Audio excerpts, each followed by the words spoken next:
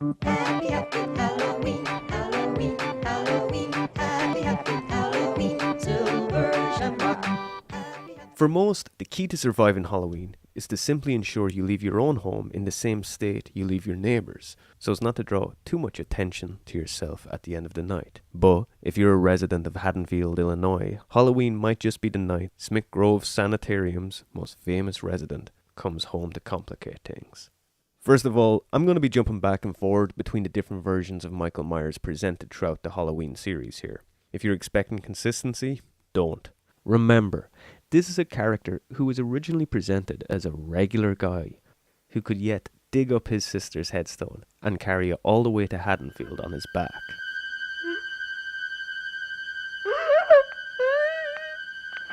While not possessing the same supernatural abilities as peers like Jason and Freddy that often sees them returning from the grave, the Shape seems to have the ability to just never die in the first place, which is probably better if you ask me, because it means you don't come back looking like this. Or this. Or this. Poor baby. No wonder you wore this thing. In fact, despite Michael Myers apparently being a normal human, at least up until the curse of Michael Myers and that whole cult of Thorn garbage, the Haddonfield slasher has racked up one of the highest body counts in the genre, with 128 kills over all his appearances. Now, this isn't a definitive number as the series spins off into 3 different timelines. There's the original series from 1 to 6, then you have H2O ignoring the events from part 4 onwards, then there's the recent release, the confusingly titled Halloween, as in just Halloween. It acknowledges only the events of the original Halloween in its continuity. And then of course there's the Rob Zombie remakes, and they're their own thing. So with that in mind, it makes absolutely no sense that I'm using his kills from all the movies. But you know what? It's my video, so I'm gonna do it anyway. This puts the homicidal Captain Kirk cosplayer second only to Jason Voorhees, who has 146 kills over the course of a dozen movies, and it puts him with twice as many as Freddy Krueger. But is it possible that with only human attributes, as ridiculously heightened as they may appear, that Michael could actually stand alongside some of his slasher counterparts? Other than hailing from the same state, Michael has a lot in common with Jason Voorhees. Their physical prowess and super strength, the slow stalking of their victims, their choice of melee weapons, and their ability to just turn their environment into a weapon. But does any of this make sense for Michael Myers? Jason Voorhees, before becoming the super zombie that he does later in the series, was still a force to be reckoned with early on, and this made sense. As a hermit who lived alone in the woods his entire adult life, he would have had to have become a self-efficient hunter-gatherer and just an all-around survivalist if he was to go so long undetected. But while Jason had his own sort of daily wilderness CrossFit routine to prepare himself for going up against horny teenagers... Hey, you want a beer? Or do you want to smoke some pot? Or we can have premarital sex. Michael spent his entire adult life locked away in an insane asylum with little to no exercise. In fact, between the ages of 6 and 21, Michael only ever saw 2 days of freedom. Those were the days he escaped in the events from Halloween Part 1 and 2. After that, he ended up in a goddamn coma, one he wouldn't wake up from until the events of Halloween Part 4, 10 years later. So in reality, a real-life Michael would have spent 15 years locked away in an almost catatonic state, escaped to be free for only 2 days before slipping into a 10-year coma. He'd have gone through months upon months of intensive rehab before he could even walk comfortably again. Though, I suppose at the very least, his unhealthy lifestyle explains why he never actually runs after his victims. It's not that he doesn't want to, it's just that he can't. Add to this his extremely poor diet. It's a dog. He got hungry. And it's unlikely Michael would ever have the strength to do some of the things we see him do in the film. But while a real-life Michael may be as weak as a newborn kitten, the fact remains, in the films he appears to have superhuman strength. And if I'm using his lifestyle presented in those films as evidence to the contrary, I have to use his actions too. So how do we explain this? The one thing we know for certain about Michael is that he is not mentally weak. In fact, his mind just might be the key to why he's so dangerous. For one, he's determined. Every film shows us just how relentless and goal-orientated this maniac can be.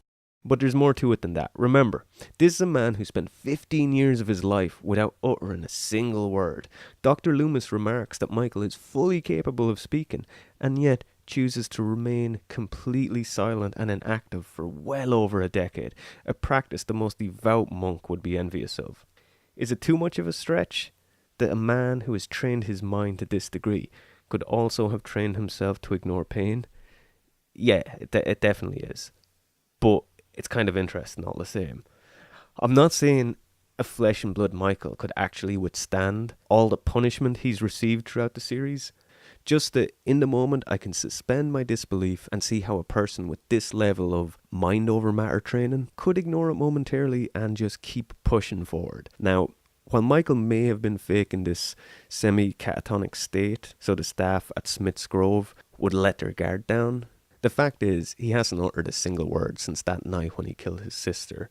Some have theorized that this is because Michael could be suffering from a condition called conversion disorder. This is a mental condition in which a person has blindness, paralysis, or neurologic symptoms that can't be explained by medical evaluation. It's usually associated with trauma, and Michael has plenty of that, so this could explain his loss of speech, but not his ability to snap out of his catatonic state at will. Which to me suggests Michael is far more calculated than he's been given credit for. We've all heard the stories of hysterical strength. This is a display of extreme strength by humans beyond what is believed to be normal, usually occurring when people are in life or death situations. Some common examples would include parents lifting vehicles to rescue their children and stuff like that. This is attributed to increased adrenaline production, and considering what Halloween night means to Michael and his mental state, it just might be what sets off such a high production of adrenaline in him. To me, this makes Michael far more terrifying than him being a mindless brute. But then, there's hardly any point trying to evaluate the mental condition of Michael Myers when his own psychiatrist just diagnosed him as being pure evil and spent a whole night running around chasing him with bullets. Actually, now that I think about it, this whole thing is just Dr. Loomis's fault. Michael was clearly a troubled child who needed serious help, and this man just spent 15 years telling him he was evil. Of course this happened.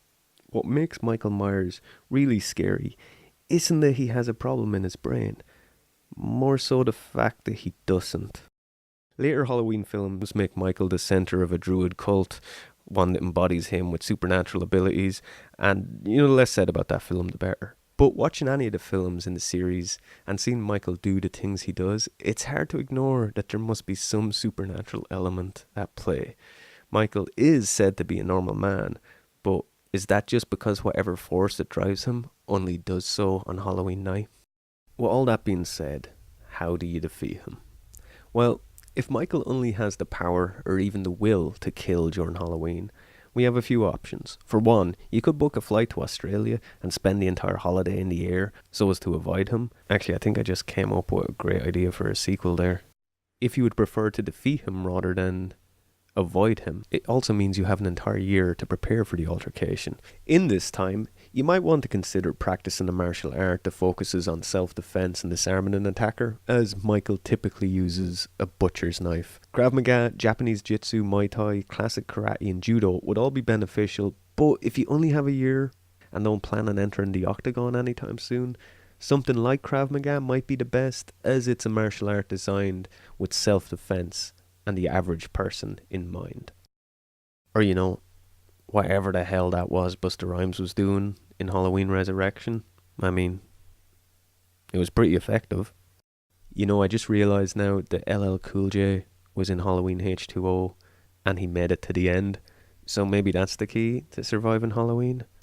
Just be a 90s rapper. Of course, when talking about surviving any slasher film, the alleged rules, as made popular by Kevin Williamson in Scream, always have to be brought up, and the biggest one seems to be a virgin. In reality, it's unlikely a killer would actually abide by this. I mean, even in the movies, Michael clearly doesn't. So I'd certainly advise against a life of celibacy in the hope that you might be spared. This is one of those tropes that has been parodied more times than it's actually been a trope, which I guess makes that a trope? If martial arts aren't your thing, simply having good cardio might be enough. Michael is never going to give in to a full sprint and chase, and as already established, if he were to, he'd gas out pretty quick. But beware, Michael is at an advantage in enclosed environments, seemingly imbued with the power to know every nook and cranny of every home. So it won't matter if you can move 10 times his speed, when he'll just end up in front of you anyway. So if you're going to rely on this method, you're going to need to get to an open space, a running track ideally, and then you can just simply stay moving. Don't worry, you'll end up so far ahead of him, you'll have plenty of chances to stop and catch your breath. Then, come midnight, he'll start to weaken. But really, these methods just postpone the problem for another year. If simply avoiding the problem or defending yourself isn't enough, if you really want to finish the job and eliminate the threat, that's possible too. Despite how it seems, Michael is indeed killable. In fact, Dr. Loomis stated exactly how to do it. To kill and incinerate. While Michael has been lit on fire, nobody has ever quite gone as far as incinerating him. And although someone like Jason would surely find a way to come back from that, reducing the threat to ash would certainly solve the Myers problem. Decapitation is always an option too. Be it a knife-wielding maniac, vampire or zombie, there's rarely ever coming back from a decapitation.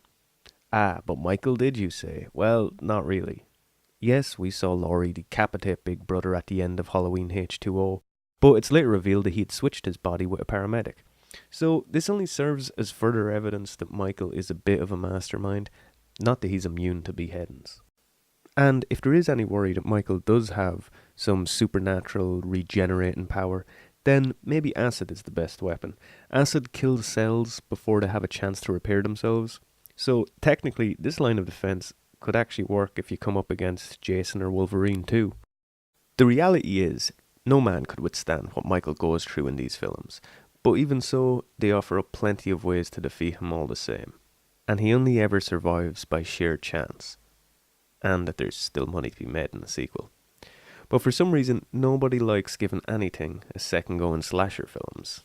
And that's the lesson to be learned here.